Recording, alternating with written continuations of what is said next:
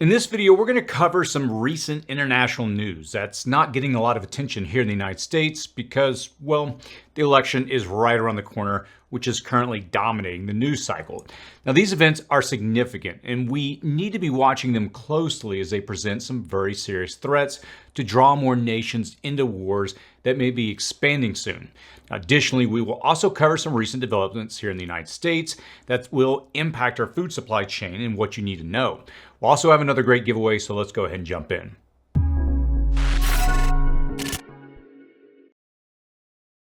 If you're new to this channel, my name is Chris, and on this channel we discuss emergency preparedness, aka prepping.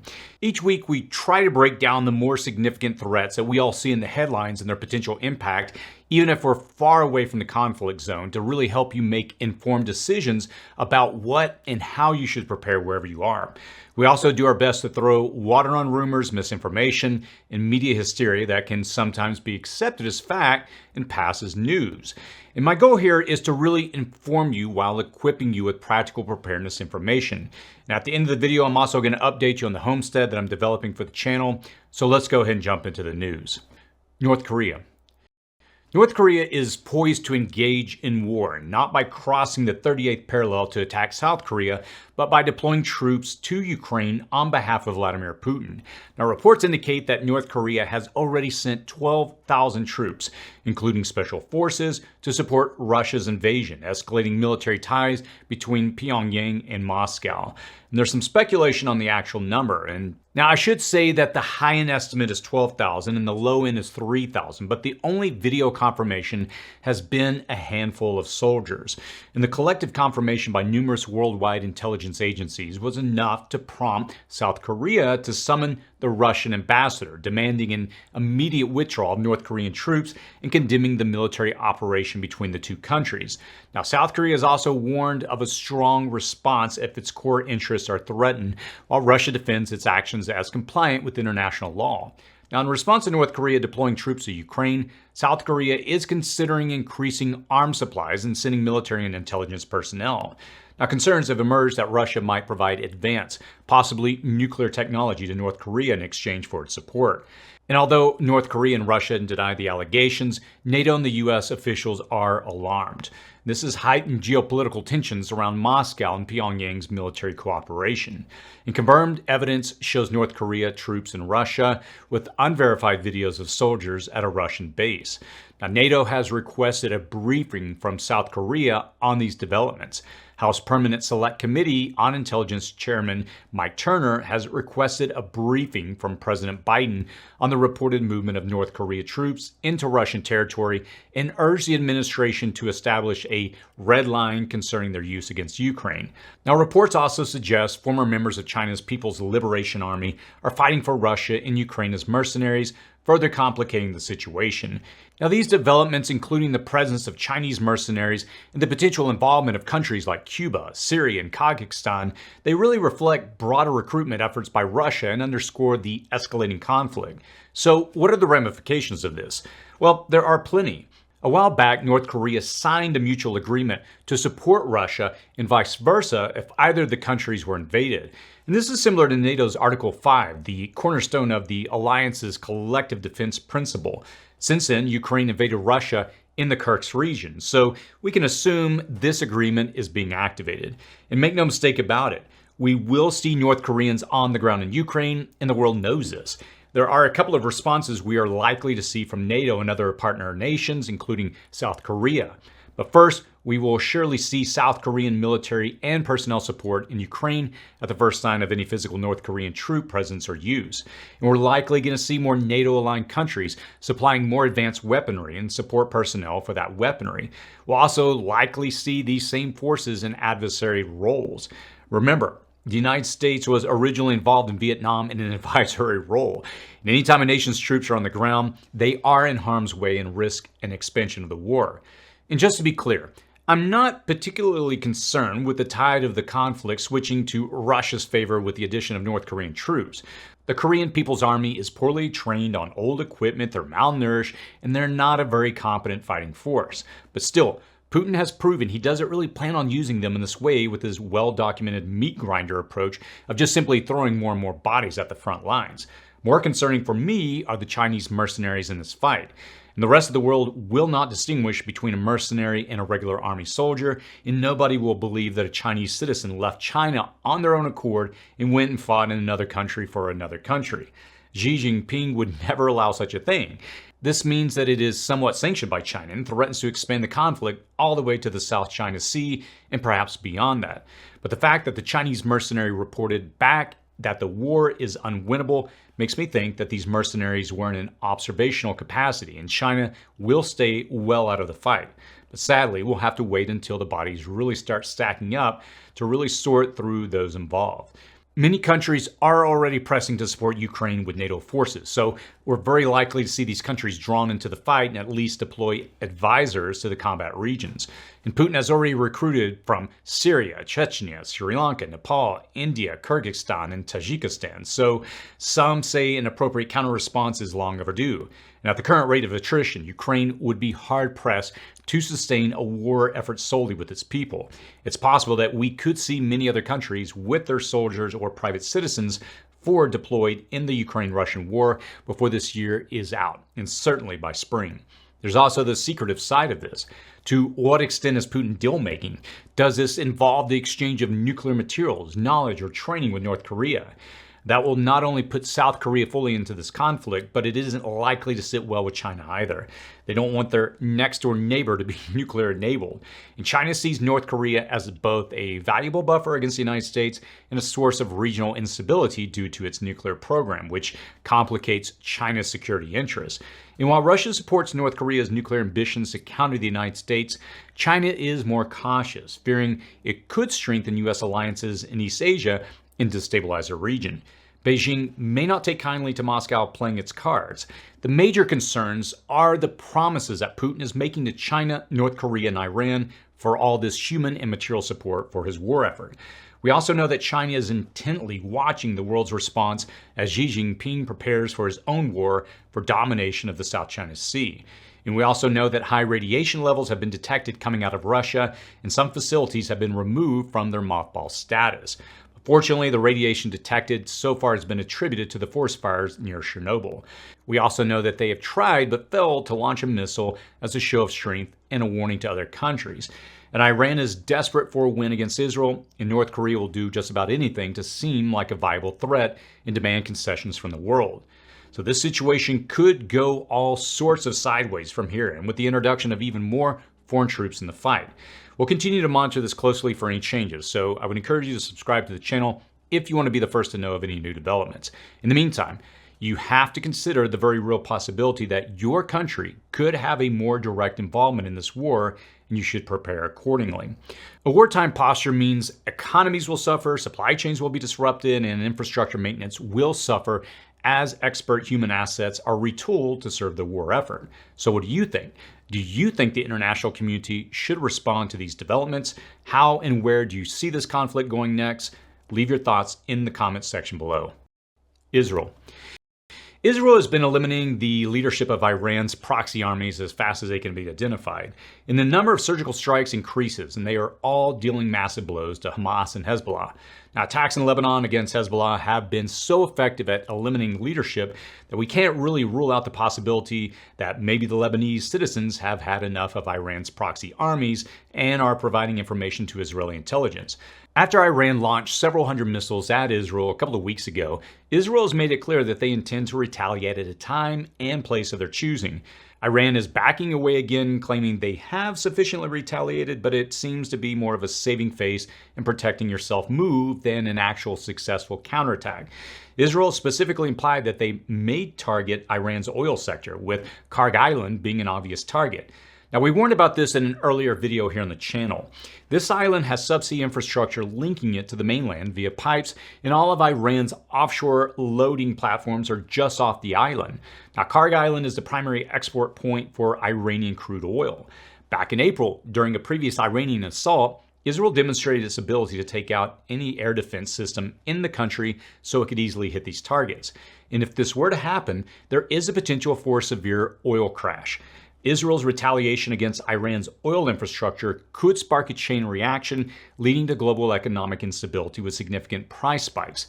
Now, this conflict would have profound regional implications, escalating instability and rivalries within the Middle East.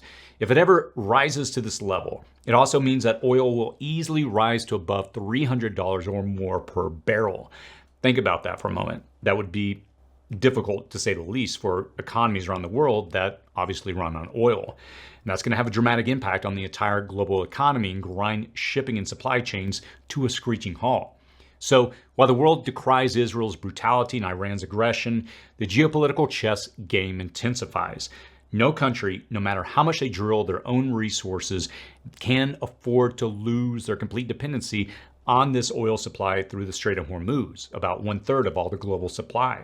Even American oil would flow overseas to the highest bidder, so prices would rise here proportionately to the rest of the world. Our global addiction to oil is the only thing holding back a larger kinetic war. But for how long can this continue?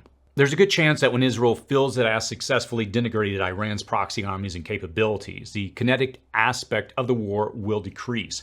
The murder for hire, kidnapping, and assassination part of the war, which is the Cold War aspect of this, is already showing signs of increasing, as evidenced by the potential lethal but targeted attacks against critics of the Islamic Republic. It is certainly something that we're going to continue to watch. Now, from our perspective in reporting, it's making a slow march towards a more significant conflict, and the real indicator of an imminent larger explosion will be Kharg Island. What are your thoughts on the potential economic and geopolitical consequences if Israel targets Iran's oil infrastructure?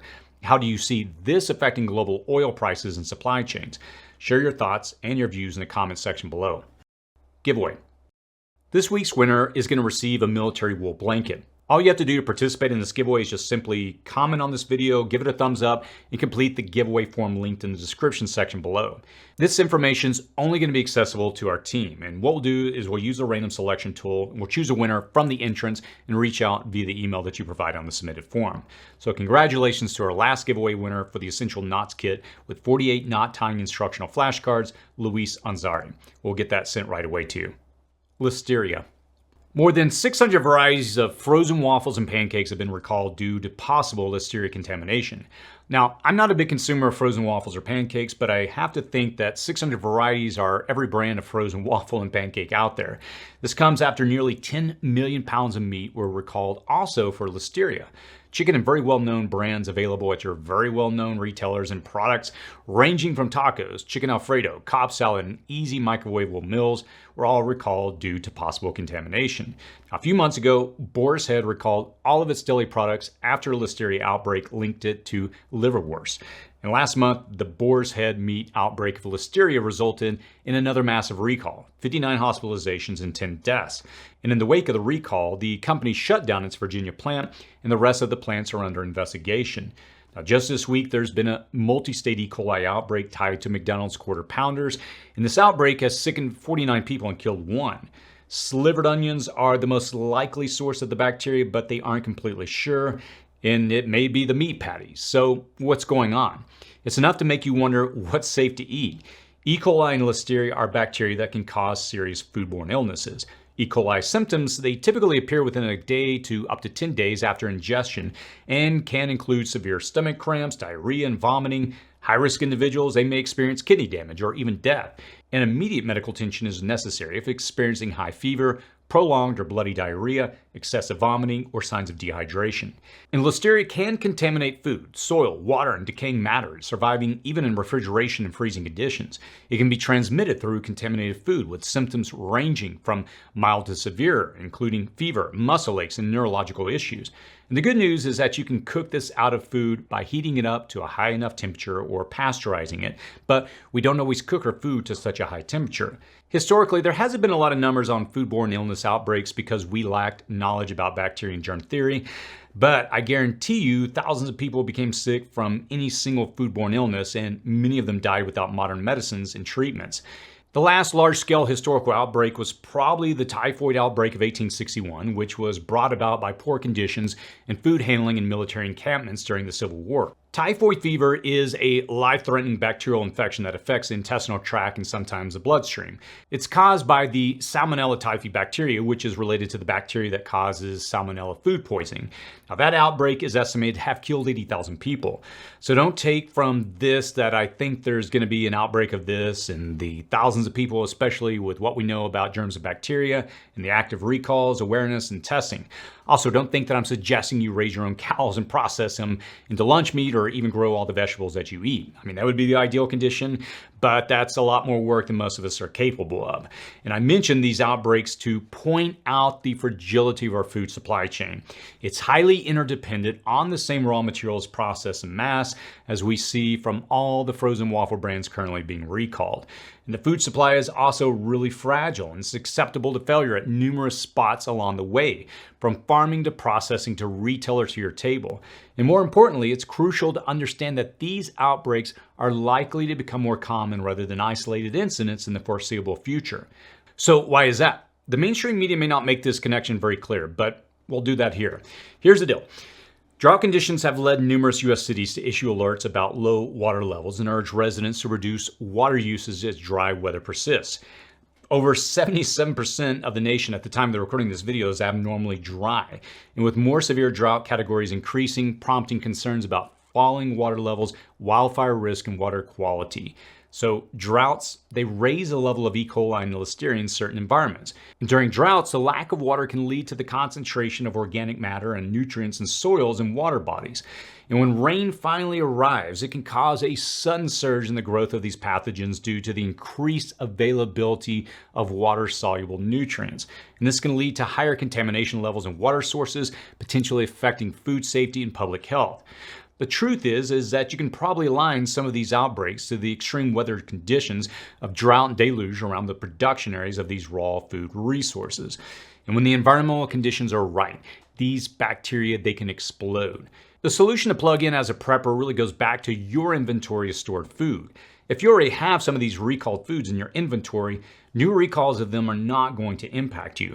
And if you're growing at least some of what you eat, you are controlling the environment and the production of your own food, ensuring that it is free from harmful bacteria by the time it reaches your table. If you're preparing and cooking your own food, you'll never be blaming a quarter pounder from McDonald's for your horrible illness. You'll also save thousands of dollars per year on your food budget. Food is really a cornerstone of prepping. And while I believe we'll see more outbreaks in the future, I don't see them rising to a pandemic level. Each recall should remind you of our food supply chain's fragility and how much control you can have over your own food supply. The choice to prepare is yours. So what do you think? How are you adjusting your food prepping and storage strategies to ensure your family's safety from these foodborne illnesses? Let us know your thoughts in the comment section below. Before we wrap this up, let me share what I'm working on right now with our property. Over the last few weeks, we've been slowly cleaning out the more or less front yard, but I'll kind of call it the backyard for the sake of what we're going to be doing over the next year on the channel. We're going to essentially clean this area off, and we've already done it. We just recently had the area graded, and we will be topping off 3 trees next to this yard area next Monday. I'm recording this on Thursday. So we're going to top those trees off. We'll then go through and put a chain link fence after that, and then we're going to begin to ramp things up. We just recently had the propane tank moved from that area to the fence line. We had it trenched and then moved. And so what we'll be doing next is we'll section it off, chain link it, and then we're going to start really ramping things up. We'll have to go through and, set up our irrigation lines. We'll be putting a rain harvesting system, and then we'll start building out our garden beds, adding in chicken coops and a few other projects to really turn that area, which is 3,200 square feet, into what we're kind of building out to show and model for this channel is what can you do with a small backyard. Again, there's different, obviously the average, I have to look it up next time I do this video, but I believe the average American yard, I want to say, is somewhere in between 9 and 10,000 square foot. Don't quote me on that, but it's been a while since I looked that number up. But anyway, the point is, we're going to take that area and we're going to section it off. We're going to take you through the process and show you what you can do with the typical backyard to essentially move you closer to being self-sufficient. Again, this channel is City Prepping, and that's really the reason we decided to go with that approach, is because we're trying to show you what you can do with a small amount of space and how much you can actually prepare you and your family to become more and more self-sufficient. So I'll be, updating you on that. Again, we're going to be starting next week with the tree topping. I hope to get the chain link fence started. And finally, where I live, it's starting to cool off. And it's been a hot last 4 months. So my goal is to get out there in the 8 months that I have when it's relatively cool and really begin to build that out and prepare it. The hope is to have it dialed in by the springtime so we can begin to start doing gardening and growing out there. So anyway, I plan as much as possible to share in these new segments what I'm doing, and we're going to be doing a lot of videos along the way showing you the practical things that we're doing to hopefully teach and encourage you on your own journey.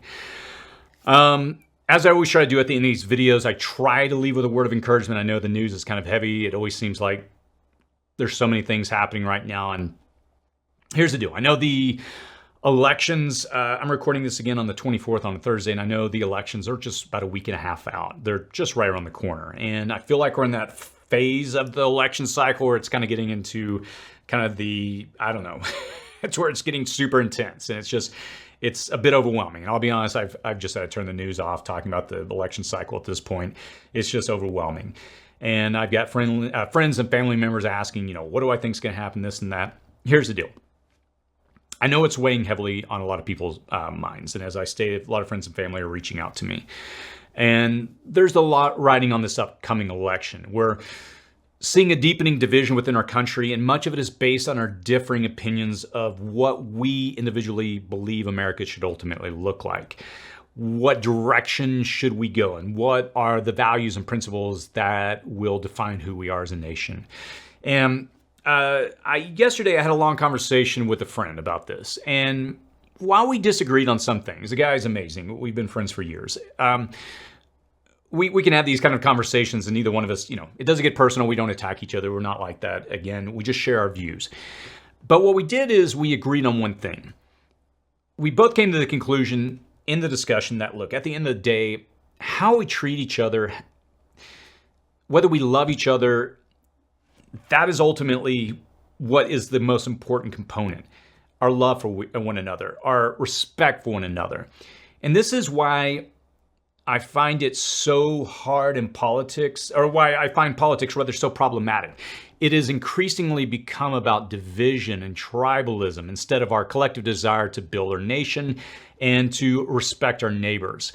As I've shared many times on the channel, I grew up in a really solid community in a church that really valued community. Yeah, there was talk of politics, and I grew up in a very, a very, very deeply conservative area. So you obviously can guess what kind of, political position most of the people had in the church. And, but at the end of the day, everything was about community and kindness. And that's what I remembered growing up. And that's what maybe is the ideal I have of our nation, what I experienced in my childhood. I know it's not who we are today, but in as much as I have an ability to influence with this platform that I've been given, all I can hope is that I would encourage you to find a way to, even though people have different views, find a way to respect people and to be kind. I know it's easy to get on the keyboard and post comments and, get into character attacks on people that you don't agree with. And I have to be so careful because I can get drawn into that myself. But my encouragement is to do what we always encourage you to do in these times. Where we're heading, it appears that we may be going into it feels like we're moving into another existential crisis with this election just right around the corner. It's not my concern about the election day. I mean, there is potential for, tomfoolery and shenanigans, but my biggest concern is the days starting November 6th leading up to January 6th. Everything that can potentially happen in that time frame with all the legal wrangling and fighting between the two parties. And that's what I'll kind of hit on Monday when I talk about this more. But here's the deal. My encouragement as always is to prepare. You have time. Take advantage of it. I can tell you I am. Again, this property I'm building out, I've got to know the neighbor across the street. They're an amazing family, and they're kind of doing the same thing I am. They want to become more self-sufficient, grow their own, and be able to take care of themselves. And I know increasingly a lot of people see the value in that. The reason that we really prepare is to be ready for any event that really cuts off our access to modern infrastructure, the first responders or outside assistance. We are people in this community that really see the value of taking care of ourselves, or at least, let me rephrase that, of being prepared so that if something happens, we can take care of ourselves, is I think the better way to put it. And your preparations are going to get you through any disaster or time of uncertainty like we're approaching. It may be a natural disaster, a hurricane, a potential war, or election chaos, but the motivation is always to prepare, and that's the reason for what we do. In the comments and description section below and to the right of this video, I'm going to link to 2 videos I would encourage you to watch next to really help keep you focused on your prepping. The first is 16 pounds of food to keep you alive, crucial prepper pantry food items, and the second video is 37 days left until the US elections. I'm going to be releasing a video specific to the election next week. Again, I'll try to get that on Monday, so if you want to, please subscribe to this channel and you'll get an alert when that comes out. As always, stay safe out there.